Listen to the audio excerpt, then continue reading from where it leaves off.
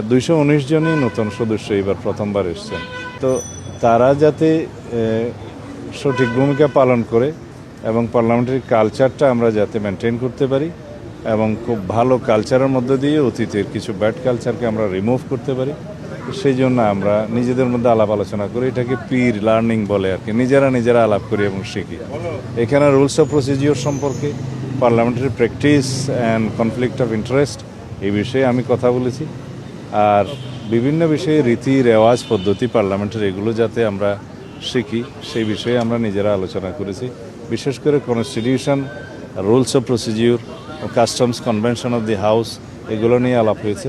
এবং তার সাথে পৃথিবীর বিভিন্ন পার্লামেন্টের যে সমস্ত পার্লামেন্টের রেফারেন্স আমরা দিয়ে থাকি, হাউস অফ কমন্স এবং বিভিন্ন দেশ যারা স্ট্রং গণতন্ত্রের চর্চা করে থাকে সেই সমস্ত দেশের পার্লামেন্টারি প্র্যাকটিসের উপর আমরা কথা বলেছি। রেফারেন্স বুক আমরা দিয়েছি, বাংলাদেশেও অনেক কিছু রেফারেন্স বুক আছে, সেগুলোর কথা বলেছি।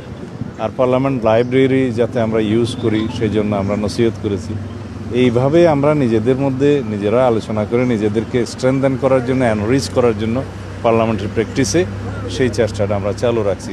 আশা করি আমাদের ভবিষ্যৎ পার্লামেন্ট সেশন দেখে জাতি অনেকটা আশ্বস্ত হবে যে এইরকম একটি পার্লামেন্ট তারা দেখতে চেয়েছিলেন, যাতে অতীতের ব্যাড কালচার যেগুলো হয়েছে, যেগুলো ব্যাড প্রেসিডেন্ট সৃষ্টি হয়েছে পার্লামেন্ট সম্পর্কে এবং মানুষের যে নেতিবাচক ধারণা সৃষ্টি হয়েছে, এগুলো সব মানুষের মন থেকে আমরা মুছে দেবো ইনশাআল্লাহ। আমরা একটা ভালো পার্লামেন্টারি প্র্যাকটিস আমরা সৃষ্টি করব এবং তার মাধ্যমে নজির স্থাপন করব।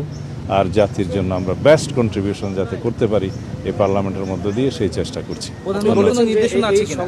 এগুলো সবই মাননীয় প্রধানমন্ত্রীর নির্দেশনায় আমরা করছি। ফ্রেশ পার্লামেন্টারিয়ানরা নতুন করে যাত্রা শুরু করবেন, শিখবেন ভালো। তাদের ভিতরে কোনো প্রিকনসিভড আইডিয়া না থাকলে ভালো মতো লার্নিংটা হয়। এটাই আমরা, যেমন একটা ফ্রেশ বেবি তার মায়ের পেট থেকে জন্মগ্রহণ করার পরের থেকে ফ্রেশ কালচার শিখে, সেইভাবেই আমরা নবীন পার্লামেন্টারিয়ানদেরকে প্রস্তুত করার চেষ্টা করছি।